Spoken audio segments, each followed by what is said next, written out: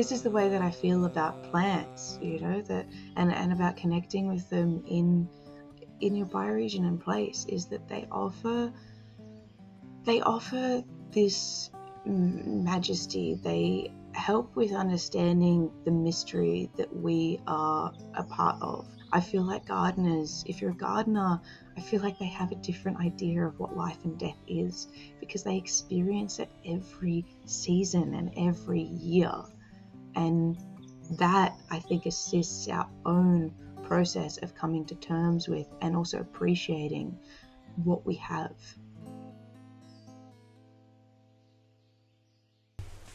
Do you feel like you belong here? Like you belong to this vibrant, rich, living earth? Do humans belong here? Today, Taj Scicluna and I talk about the importance of reweaving ourselves back into a state of belonging with the natural world, and how herbs and plants and herbalism can be a powerful journey towards re-belonging ourselves to earth and to place. When we work with plants as living beings and co-creators of our ecosystem alongside the humans and all the other non-human beings, when we work especially with plants through our local area, through bioregional herbalism, we slowly start to feel like we might just have a place here after all. And so much healing is possible culturally, physically, spiritually from this place. Today I speak to Taj Scicluna from Botanical Education, formerly the Permapixie. She's a herbalist, a botanical educator, a wildcrafter, a gardener, permaculturalist, and an ore seeker. She fuses her deep poetic love of the ecocentric herbalism into a cohesive offering of education. She has a beautiful way of working with words, working with belonging, working with plants, working with hands in the earth. And we get into her newest offering, Ritual Herbalism, a really special course that is essentially a series of invitations into paying attention to the earth and the plants around you and remembering how to belong to this vibrant, rich earth. Hello, and welcome to Sacred Herbalism, the full moon segment of the Elder Tree podcast, where we explore how plants can support us to enter into a sacred relationship with life and the living world. I'm Stephanie Hazel, and I've recorded this episode beneath the gaze of epic Wollumbin, where I live in Bundjalung country, and I pay my respects to the First Nations people of this land, as well as to the spirits and plants of this ancient earth.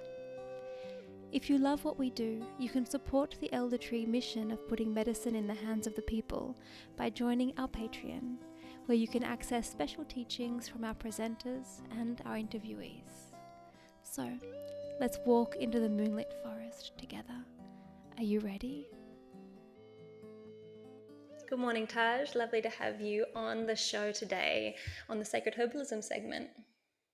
Thank you so much, Stephanie. It's lovely to be here and to be part of this wonderful series.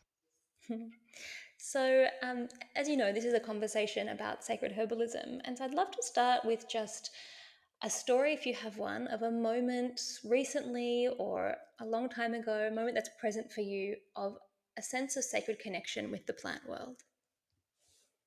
Oh, to pick just one to speak of. Well, look, personally, at the moment, the other day, I've been assisting my mum with cleaning up my nana's deceased estate, which is a huge time. I don't know what I thought would happen, to be honest. I don't think that there's enough preparation in the world for situations like this. I didn't realize that I would be such a thorough part of that process once they were gone, and once my uncle was gone as well, that was living the house.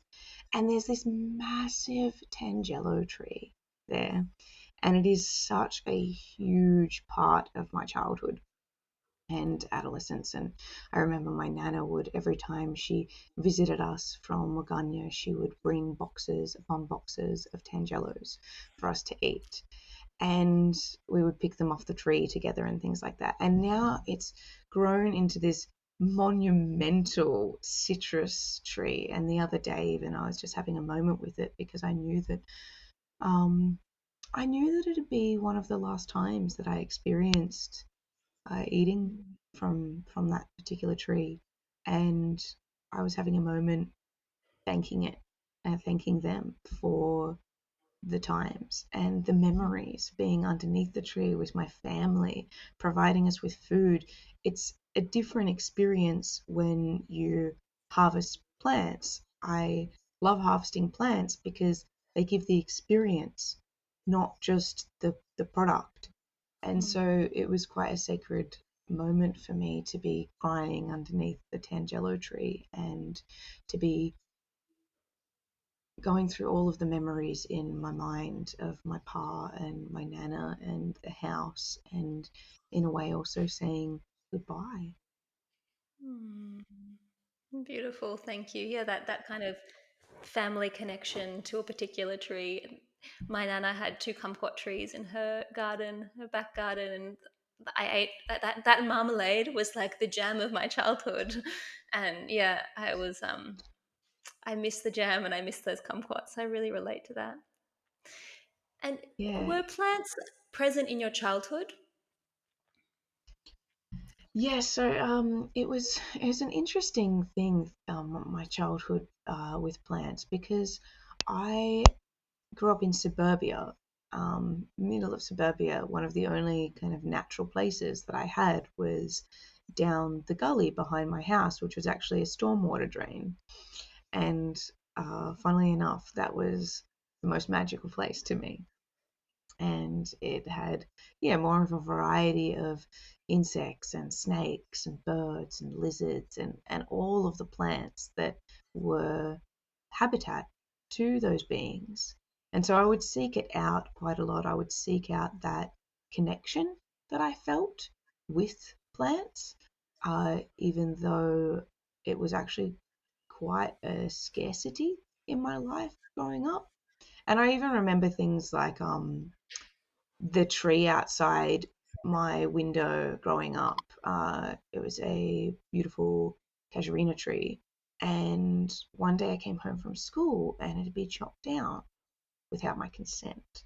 And I was very, very upset about it. I was inconsolable. And I got the response, bless my mum, because I don't think she really understood what it meant to me, because I had a connection to that being, connection to that tree. Every morning I would wake up and greet it in the morning, greet them. And then, I got the response of, it's just a tree kind of thing. And I was so pissed off by that response. And I am still deeply pissed off by that response in the world of, it's just because I feel like on a monumental level, on a hugely capitalist extractive level, that's what we're told all the time. It's just a tree, Mm. without understanding how much it really means. It's tricky. I've been really confronted with that at the moment. So I live in Yukai on a property in the subtropics, and it's about 7 acres, and most of it is forest, regrowth, about 30-year-old regrowth forest. And having the experience of them at the moment of the trees having grown up so much that there's no winter sun anymore. The they can't grow veggies, and there's it's super cold in the house. And I just had someone come over yesterday to cut down, one big camphor. So like I feel okay about the canthers because they're a real weed that grow so fast they then smother all the other trees. But this beautiful brush box that would be about 30 years old as well. Um, and it's so interesting with my daughter, who's 2.5. She's so into the plants. I assume she's picking it up from me, and who knows, that might not stick around. But we go for little walks, and she like cuddles trees, and she's like saying to "Oh, I love your leaves. They're so pretty," and like talking to the trees, and wrestling with her confusion about why we're cutting trees down, and that thing of like, oh well, they're in the way of the sun, and this like subtle message that like our needs are more important, you know and noticing like conflict in myself, part of me being like, that's not, I don't have the right to be like, hey trees, you're in the way of my warm winter sun, I want you to be gone. Like, it's such an interesting, when you live in a climate where the forest is very vigorous, if you don't cut trees down, then your house gets moldy, it gets damp, it gets cold. It's like hard to live there and thrive, and find that it's such an interesting balance as a plant lover. I'm just always pulling weeds Mm. out. And then my daughter's saying, Mama, that plant wants to grow there. I'm like, I know. Oh, that's cute. Yeah, I guess it's Mm. for me the way I think about it, or I've come to think about it at the moment is it's a management and Mm. a stewardship in a way of learning um how to benefit the ecosystem as a whole. And I do think that we've deeply lost touch with the ability to do so. So it can all seem very dire sometimes because we're just losing forests and ecosystem and habitat at such a vast rate at the hands of companies, commercialization, industrialization, and it is really, really difficult. And then when it comes to our own little plots that we have to exist in and manage, then it can feel like perhaps we are doing the same thing, or we question that mentality. We can question that. I mean, I do. I'm like, okay, I really, I really try and think outside of that box and try and think less human centrically. I'm always trying to practice thinking less human centrically. And there's also a place for management, of how are we can exist in an equilibrium. It's one of the things that really gets to me is when I've heard people say before about humanity, or that the world would be better off without humans, or like and the ecosystem would be better off without humans. And I think that is such a cop out. I think that it really takes away the personal responsibility for doing a better job. But it also it doesn't really do justice to traditional cultures, First Nations cultures throughout the world that have actually been in incredible relationship with the land, where their actions actually are part of the ecosystem and benefit it too. So I constantly like to think about that if I am trying to make a decision to take something out. Yeah, I really love you brought that point up, because that's something I feel quite strongly about, the toxicity of the belief that the world would be better without humans, especially for young people, and what it's like to internalize that belief. And it's a very Western centric worldview. Like, no traditional Indigenous culture has ever thought that before. It's very much a product of Western, this belief that humans are somehow outside of or apart from the natural world, that we're not part of nature. That real split that we've made there, it's very Western. And it actually came up for me in clinic a few weeks ago. I have this client who comes regularly, and basically she came in saying, and she's like a local woman who I know fairly well, and she's like, look, I'm basically coming to you to whip my bum so that I can get better at self-care. And so we've been trying to like work out like diet and basic self-care practices, and works very hard, and she's perimenopausal and just needing some support, right? um, and just completely not following any of the instructions I give her. And I had her on the table, and I was giving her a massage and doing some cups, and I was like, what is this, like, what is this from? Like, where is this kind of almost self-hatred that we're seeing in your complete inability to look after yourself coming? And she's like, well, I'm a human, and humans are just fucked. Like, we should all just die. That would be the best thing. And I was like, oh, wow. Like, we had this conversation about how she's really internalized this belief that humans are like a parasitic plague on the earth. And that's completely undermined her ability to love herself and care for herself, as someone who's very deep in earth service, right? Um, Mm, yeah. So it's really interesting to see that play out in yeah. clinic.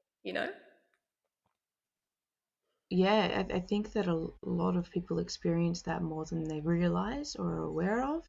I mean, I definitely internalized a lot of that, I think, as a teenager. And growing up, I feel like I grew up a little bit emotionally, mentally, perhaps a little bit earlier than many of my peers that were around me. And would question things in a lot more detail. And when I was about 11 or 12, and I started to realize that most of the things that I really held dear and loved, I've grown up with an amazing love for creatures and for plants and just the world, the way that I feel about the justice of the world.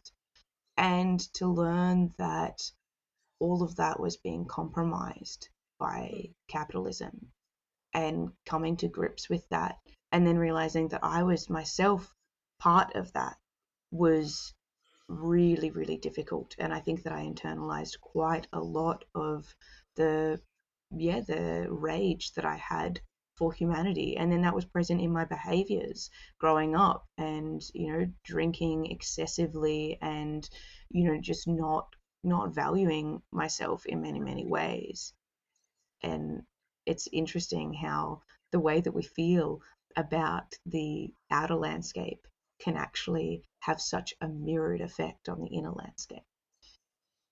Definitely, yeah. I feel like it's definitely part of the, especially the adolescent mental health crisis that we're in, is the really terrifying story that we're telling about what's happening in the world. And we are in an interesting place ecologically, but yeah, the story we're painting about the role humans do or don't have. I think it's why I love this conversation about sacred herbalism. For me as a herbalist and a plant walker, which isn't always, that can be take many forms.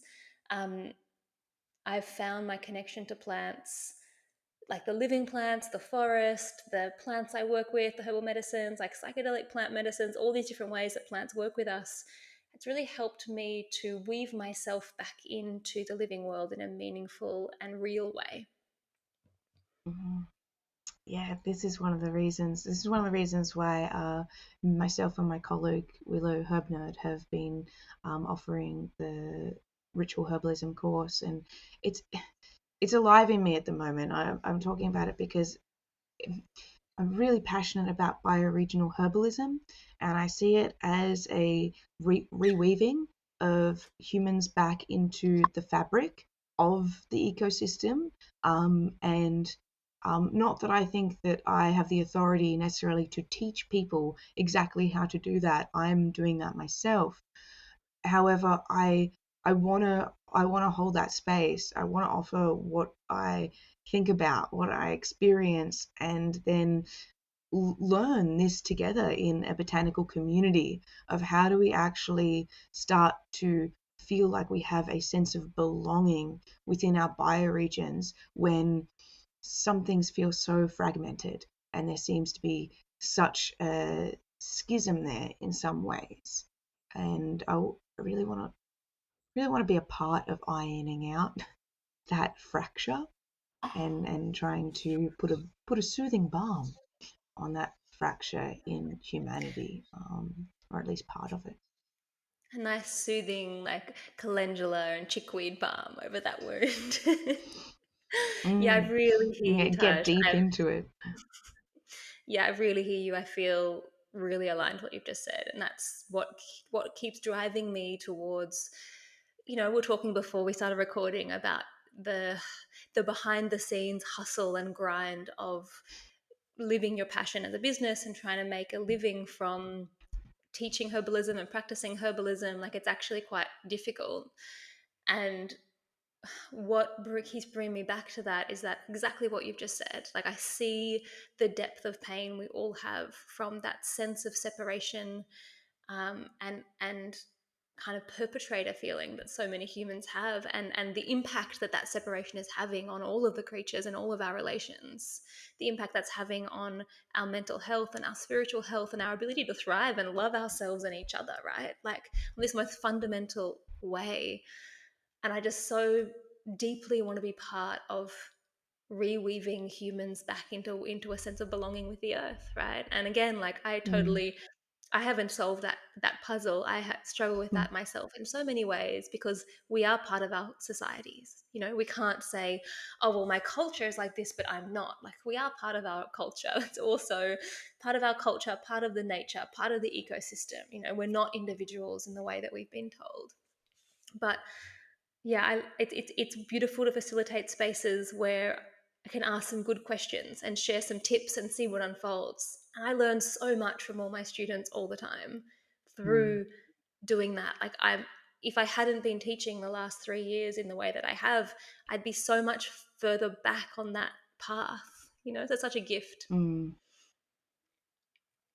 Yeah. One of the things that I value and I try to practice as much as I can is a non-hierarchical form of education and Mm. facilitation. And I learn so much from participants, and I always encourage people to share. There is this there's this deep fear in so many people that they don't have anything of worth to contribute, or that they don't have enough knowledge. That's a really big one in such a society that is hyper intellectual and values Mm. intellectual capital over, almost all other except financial or material. And I see people that think that they don't think that they have enough to share. And I really believe that everyone has something to share. And they've got their experience, their lived experience, and that is of tremendous value. And the things that I see in a classroom, when, it's not necessarily about me standing there trying to force information into people.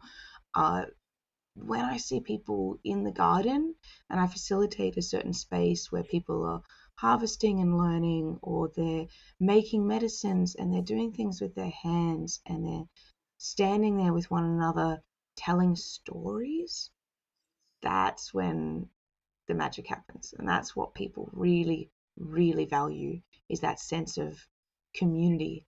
Um, and that's why I really love being a part of building a botanical community together, because it goes Mm. deeper than this plant does this, or this Mm. plant is good for that. Oh. Speaking my language, that's one of my uh, thinking that we can know a plant by hearing a long list of things it's good for is something that I'm definitely working hard to unwind. So tell me Yeah. about this ritual herbalism course. I'm on your mailing list, and occasionally, amongst the thousands of other emails, I open one of them and I saw your little launch of that, and it just looked beautiful. I'd love to hear a bit more about it. Yeah, I'm very thrilled to be offering this program, and I'm very thrilled that people have been responding well to it as well. So, one of the things that I found really difficult throughout my time being an educator, and as I advance into my time being an educator, is that I find it very, very hard to describe the nuance of herbalism, and do it justice, because a lot of people actually don't want that. So a lot of people that will come to a grassroots herbalism course, they are quite interested in, but I want to know what does this do? What's it good for? And I Mm. love phytochemistry. I've studied phytochemistry, and it's one of my things that really, really gets me going. But the thing that I love is the combination between the biomedical and the mystical. I love combining those things so much, those facets of herbalism. And when people come to learn and to participate in a course with me, they won't get just a kind of cookie cutter answer to something. They will get a full blown, nuanced explanation, because it always depends on, the temperature, the relative humidity, where the plant is growing, like all of these different aspects. And I Mm. feel like ritual herbalism is a platform where myself and my colleague Willow Herb Nerd can really, really do justice to how we feel about the plant world. So it's a bioregional herbalism course. We've thought really deeply about how people will be joining from different parts of the world. And so we offer exercises for people. We still will put in our own experience. Like, so each module has a 2 hour plant profile ramble from me and Willow. And we know that some people won't have a direct relationship with those plants. However, we offer exercises for people to participate in with their own bioregional exploration of plants. And it's based on the wheel of the year. However, we're also really mindful that we don't want to overlay a colonial idea of seasons upon landscapes all over the world. It's something that we follow because of our own ancestry and because also the way that we feel about the wheel of the year and the way that we have been practicing it. However, we do offer other resources and other ways for people to connect to their own ancestry and lineage, to also investigate First Nations and Indigenous seasons, and to try and take in this huge cauldron of complexity and then be able to weave that together in their own idea of how they belong with the landscape and not just our idea of it. Wow, sounds powerful. Yeah. If people are taking those invitations and really going down that path and doing that work, then it sounds like there's some really juicy transformations and discoveries available there. Mm. Yeah, and it's designed to not just be for, it's a year-long course, but we've explained to people that this isn't a year-long. This is, to offer some tools for people to have a lifelong exploration of Mm-hmm. how they would like to reweave into, botanical belonging. I love that.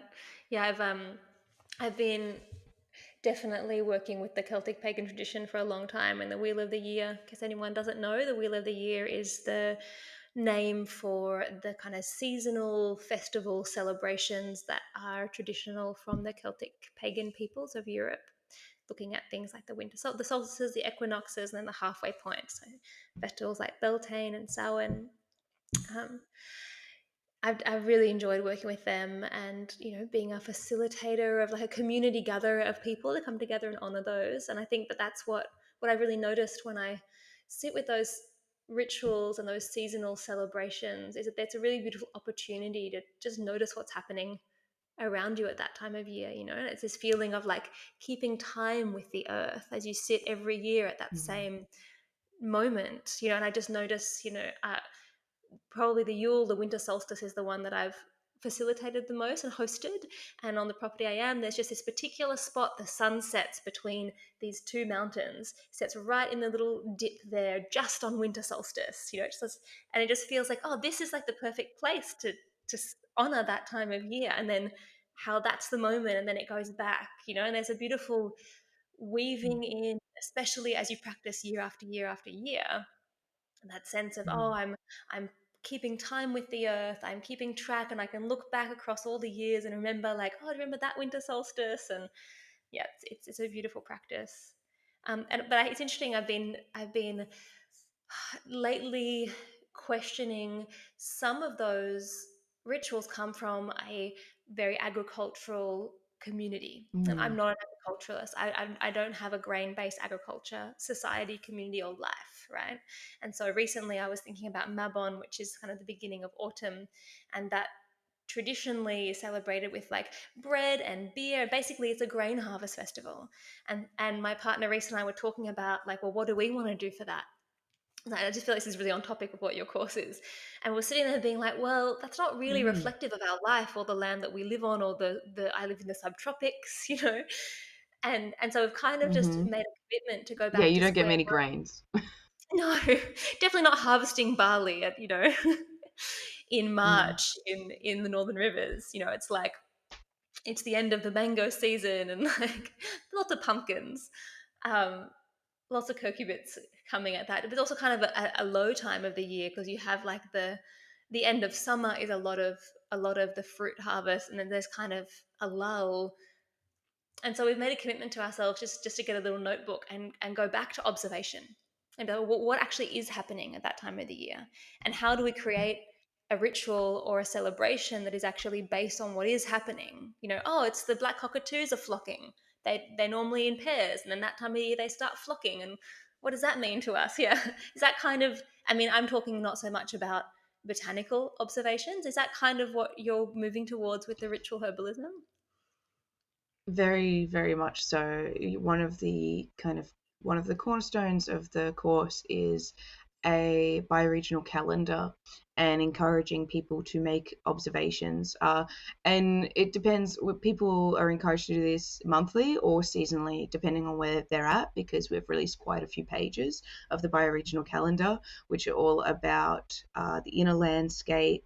And the movements within you and your psycho spiritual and emotional terrain, the plants, all of the different creatures, birds, insects, reptiles, also looking at fungi, and yeah, it's quite fleshed out, all of the different prompts that we have for each month. So people are also, they're encouraged for looking at that seasonally as well. But yeah, it's bringing it back to observation so that people, no matter what landscape they find themselves a part of, they can go back to that to find those seasonal markers. And it really is about finding seasonal markers. So obviously, myself and Willow, we're in a temperate region where the wheel of the year does actually speak quite quite willingly to the land that we find ourselves upon. And so we've been able to practice this year after year. And there's, like you were saying, there's such beauty in it because you notice different things year after year. And you have the sun, which is just feels like this pendulum that swings, and then you realize that you're kind of swaying in this seasonal dance with the sun and the earth and the solar system all swaying kind of together in this amazing dance of equilibrium to bring biological life. And it's really, the course is a celebration of that, and also an invitation to ask people to, okay, a lot of people feel displaced for many different reasons, and how do we bring ourselves back to observing so that we might find more of a connection to our place in the world. Yeah. Well, I'm really excited about what you're offering, Taj. It sounds like a really potent contribution to that reweaving, and I think there's something that I really think about in my teaching and in my work and as a herbalist and in my humaning of just the, like, where we place our authority. And because of the data driven and informationally driven society that we have, we tend to always place our authority for knowing outside of ourselves, whether that's the school, whether that's a textbook, whether that's Mm. like, another herbalist that we really like, or whether, even I find, I notice this in some of my friends who are maybe more taken with some of the more radical theories of what's happening in the world, that just because someone's on YouTube speaking on the computer, on the phone, that they somehow have some authority, right? It's not just like some random guy at the bus stop ranting at you, even though it is. Um, and what I'm hearing there and what you're saying is really inviting people to remember that through observation, through paying attention in a really deep way to what's happening around us and inside us, that's how we start to get some of that authority for knowing back inside our own hearts and minds, to relocate the like nexus of our knowing. Like, I mean, and the extreme end of that is narcissism, where you're the only one who knows anything. But like finding that midpoint where we're like, yes, I have the capacity to pay attention. I have the capacity to actually know what's happening in my body. And this is a lot of what I teach with plants, of getting people to take plants and pay attention. Like, you're not going to learn about the plant until you spend a whole week paying attention to what that plant does inside you. And people are shocked again and again and again that they actually have the capacity to notice. And that's a beautiful, beautiful transformation. Very much so. Part of the course really focuses on intuition, and it's got to be taken with a grain of salt as well, because intuition needs to be developed as well. So, I come from a permaculture background, and one of the things that I would say about permaculture is that I felt like I was relearning common sense. That's Mm-hmm. how it felt to me, and I loved that because I was grounding myself in I felt like I was grounding myself in logic of some description and rationality and the understanding of being able to connect elements and take in different variables to be able to make design choices. However, then with permaculture, like the idea of intuition and spirituality is, especially in the early years, quite shunned. Okay, and I think that that's because quite often uh, intuition can be, people don't realize that it's a thing that's practiced, or it should be practiced and developed. You don't just go up to a plant and automatically know what it's saying or going on, or what it's useful for by just being there with it. And I really am interested in providing a space where I can assist people in the empowerment of trusting in themselves. And but that trust is also learnt. You don't usually trust a, another human being unless it's shown that you can trust them sometimes. And I think that that happens with the self. And it's not to say that we shouldn't trust ourselves at all. It's actually the opposite. We really, really should, because quite a lot of our autonomy is taken from us in many different facets of our culture and society.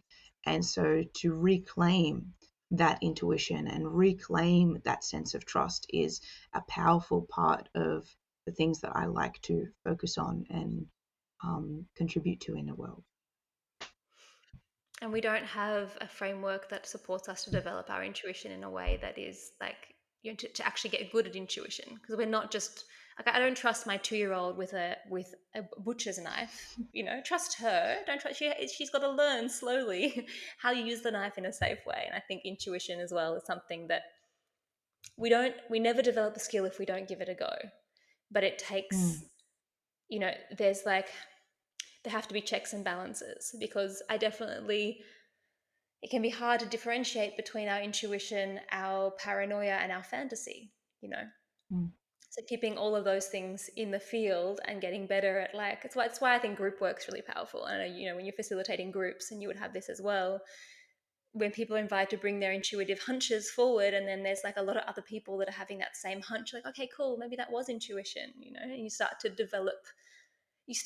know the particular note that intuitive sense is ringing, rather than your fear or your fantasy.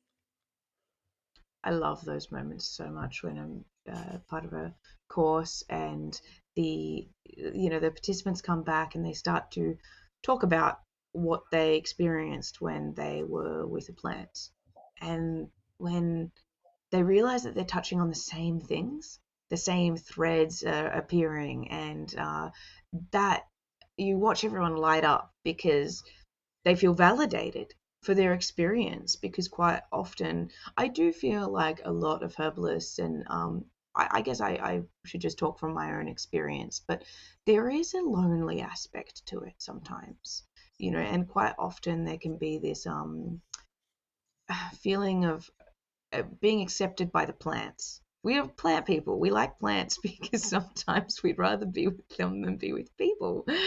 And I think that if people have been spending a lot of time with plants and resonating with them and trying to understand them, then what can happen is we can feel isolated in our own understandings. And then when someone turns around and says, "Oh, I feel that too," it's a beautiful moment of validation, human connection, ecological connection that all, yeah, threads itself together. And I love watching those moments between people and the landscape. Gorgeous. And so, what's a plant that's really, talking to you at the moment, present in your life? Oh, oh, that's so. Oh, I was just seed shopping yesterday and I was thrilled. I was poppy. I was actually, yeah, and California poppy. That's one that comes through. Let me just think about this because I always have quite a few that will be speaking at any given time. I've had a bit of a love affair with rose for the last 2 years, I think, which is interesting because I do feel as though it's quite a mother plant.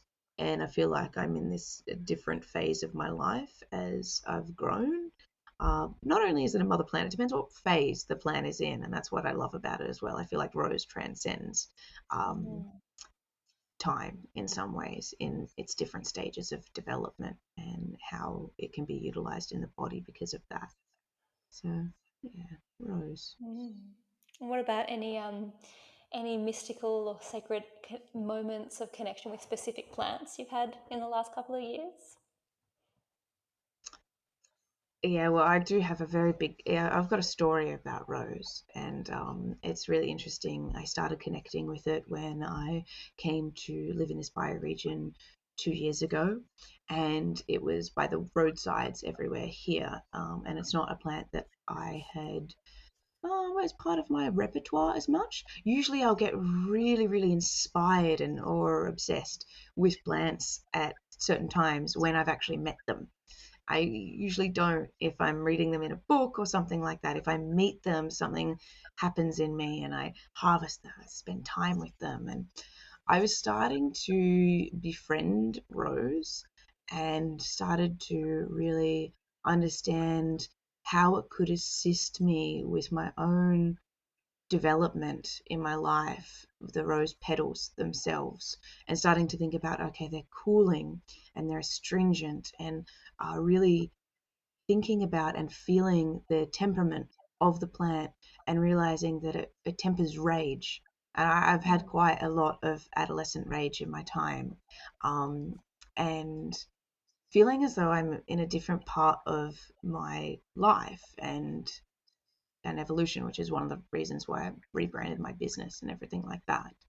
But I would spend time with the rose, and it would be all about slowing, calming, tempering, and that wasn't to mean that it was meek either. It's a strong plant, but it really helped to soften edges.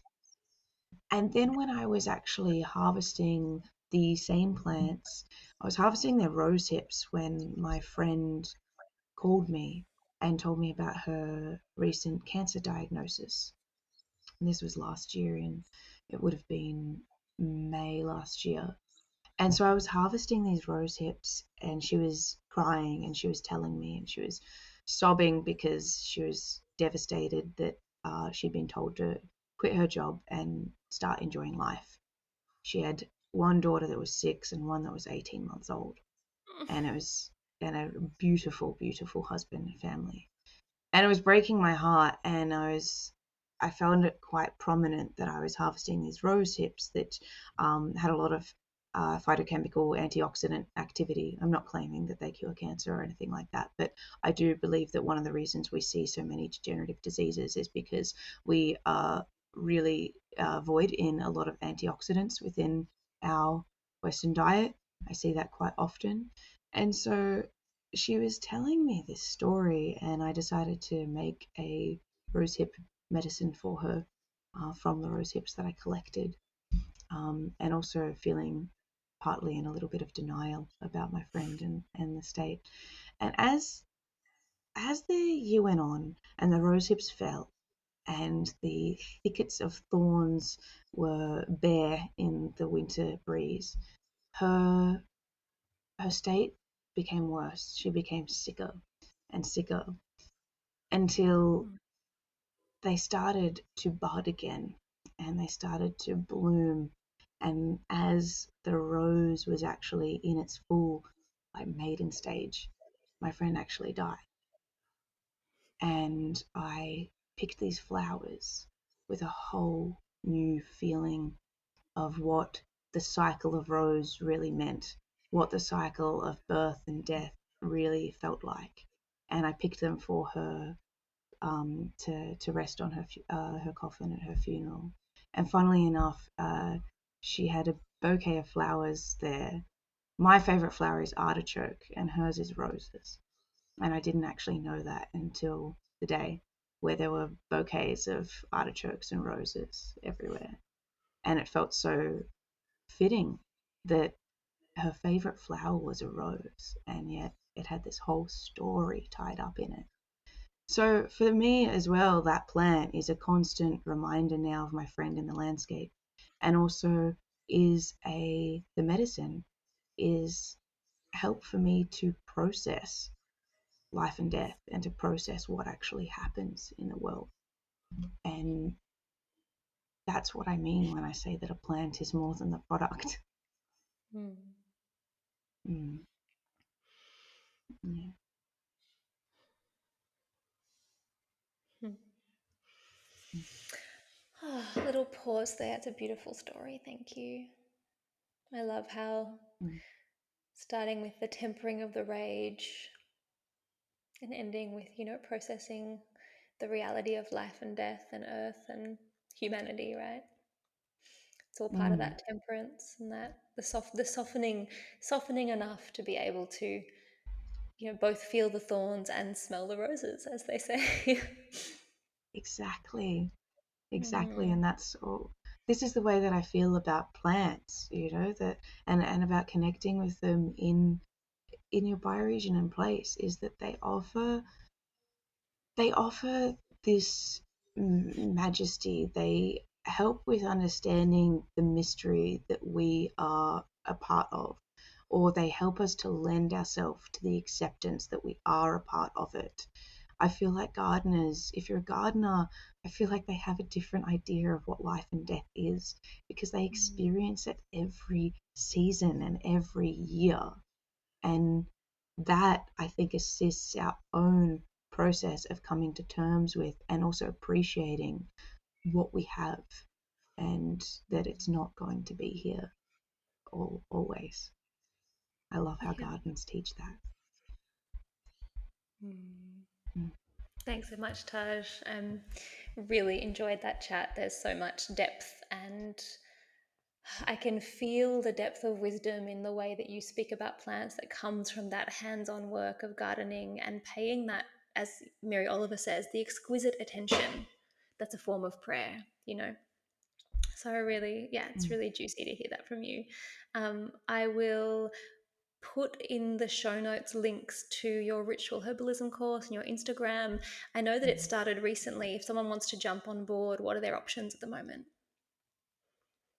Yeah, options. We are open to taking some late comers if they will understand that the container has already started. However, we've only had one module released and one guest speaker, and soon we will really want to close those doors because we would like to have it as a really, I guess, yeah, a sacred container for the year. But we Hmm. very much are open to a few more people joining at the moment.